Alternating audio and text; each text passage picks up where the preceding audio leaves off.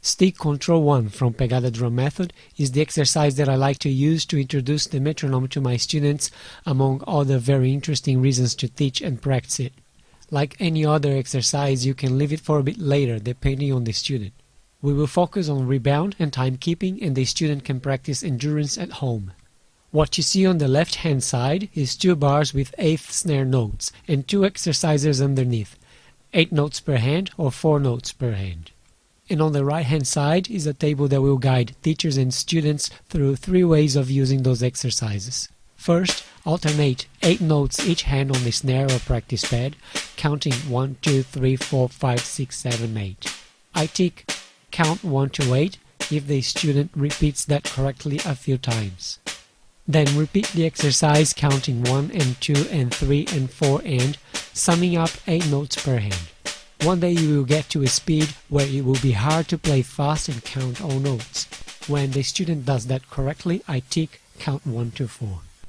The first column on the left hand side of the table reads half notes, and you will see the number 160, which is the beats per minute I recommend students to start with. Being 230 BPM the fastest, they will do this exercise in the lesson. At 160 BPM, play 1 note for every 2 metronome clicks. It's slow and easy, so you are doing this to practice how to listen to the click and also to practice the whipping motion. My videos are about how to use Pegada drum method with your students. If you don't know what whipping motion is, search it on YouTube and you'll find lots of videos explaining it. If your student is doing well, increase the speed until you get to 230 BPM. If not, write down the speed they need to practice more. Either way, for this exercise, don't bother switching hands after 4 notes.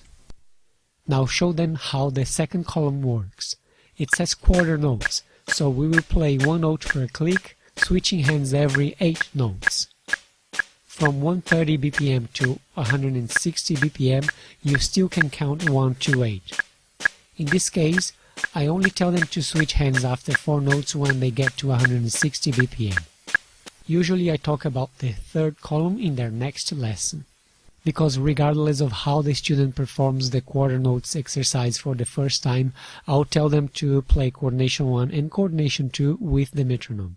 I write down the speed they played both exercises and I tell them we will aim for 180 BPM each exercise. The third column, where it reads 8th notes subdivision, is where I ask them to count from 1 to 4 and play that extra note, the offbeat note, after each number they count. So at 80 BPM it will be like this. Beginners rarely get to 120 BPM in the same lesson they learned these exercises. Usually they stop at around 90 BPM at this stage. And no matter what speed they stop at, I ask them to play the exercise 2 switching hands after 4 notes. Again, it doesn't matter how fast or slow they are playing this exercise, I show them how it applies when we practice the single stroke row. And it is common that we can increase the speed already. And I tell them we will aim for 160 BPM. The same group of exercises include a suggestion to practice the feet the same way. I've never done this during lessons, but this is up to the teacher.